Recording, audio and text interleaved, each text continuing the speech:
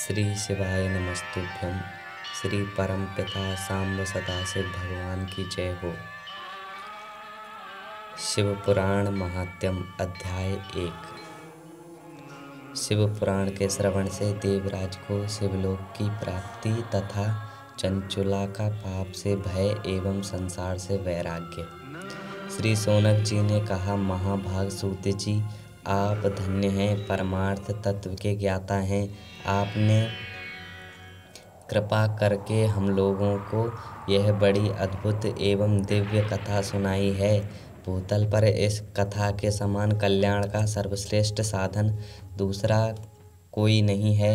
यह बात हमने आज आपकी कृपा से निश्चय पूर्वक समझ ली। सूत जी, कलयुग में इस कथा के द्वारा कौन कौन से पापी शुद्ध होते हैं, उन्हें कृपा पूर्वक बताएं। इस जगत को कृतार्थ कीजिए। सूत जी बोले, मुने, जो मनुष्य पापी, दुराचारी, खल तथा काम क्रोध आदि में निरंतर डूबे रहने वाले हैं, वे भी इस पुराण के श्रवण पठन अवश्य ही शुद्ध हो जाते हैं। इसी विषय में जानकार मुनि इस प्राचीन इतिहास का उदाहरण दिया करते हैं, जिसके श्रवण मात्र से पापों का पूर्णतया नाश हो जाता है। पहले की बात है, कहीं किरातों के नगर में एक ब्राह्मण रहता था, जो ज्ञान में अत्यंत दुर्लभ, दरिद्र, रस बेचने वाला, वैदिक धर्म से विमुख था। वह स्नान, संध्या आदि कर्मों से भ्रष्ट हो गया था और वेश्यावृत्ति में तत्पर रहता था। उसका नाम था देवराज। वह अपने ऊपर विश्वास करने वाले लोगों को ठगा करता था।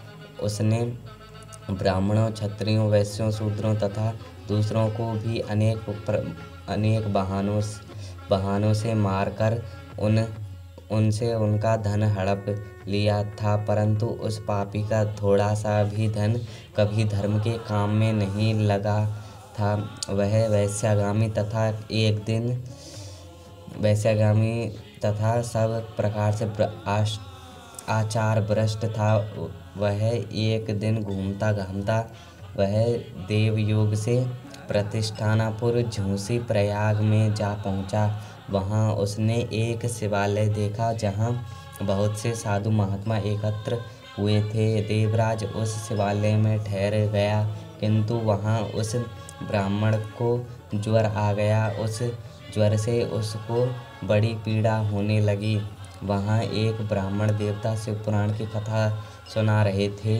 ज्वर में पड़ा हुआ देवराज ब्राह्मण के मुखारविंद से निकली हुई उस शिव कथा को निरंतर सुनता रहा। 1 मास के बाद वह ज्वर से अत्यंत पीड़ित होकर चल बसा।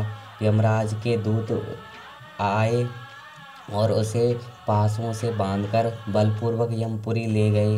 इतने में ही शिवलोक के भगवान शिव के पार्षदगण आ गए। उनके गौर अंग कर्पूर के समान उज्ज्वल थे, हाथ त्रिशूल से सुशोभित हो रहे थे।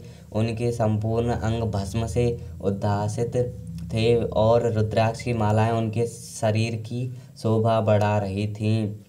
वे सब के सब क्रोधपूर्वक यमपुरी गए और यमराज के दूतों को मार पीट कर बारंबार धमकाकर उन्होंने देवराज को उनके चंगुल से छुड़ा लिया और अत्यंत अद्भुत विमान पर बिठाकर वे शिवदूत कैलाश जाने को उद्यत हुए।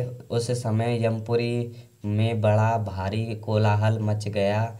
इस कोलाहल को सुनकर धर्मराज अपने भवन से बाहर आए। साक्षात दूसरे रुद्रों के समान प्रतीत होने वाले उन चारों दूतों को देखकर धर्मज्ञ धर्मराज ने उनका विधिपूर्वक पूजन किया और ज्ञान दृष्टि से देखकर सारा वृत्तांत जान लिया। उन्होंने भय के कारण भगवान शिव के उन महात्मा दूतों से कोई बात नहीं पूछी, उल्टे उन सबकी पूजा एवं प्रार्थना की। तत्पश्चात वे शिवदूत कैलाश को चले गए और वहां पहुंचकर उन्होंने उस ब्राह्मण को दयासागर सांब सदाशिव के हाथों में सौंप दिया। ओम नमः शिवाय। श्री शिवाय नमस्तुभ्यम।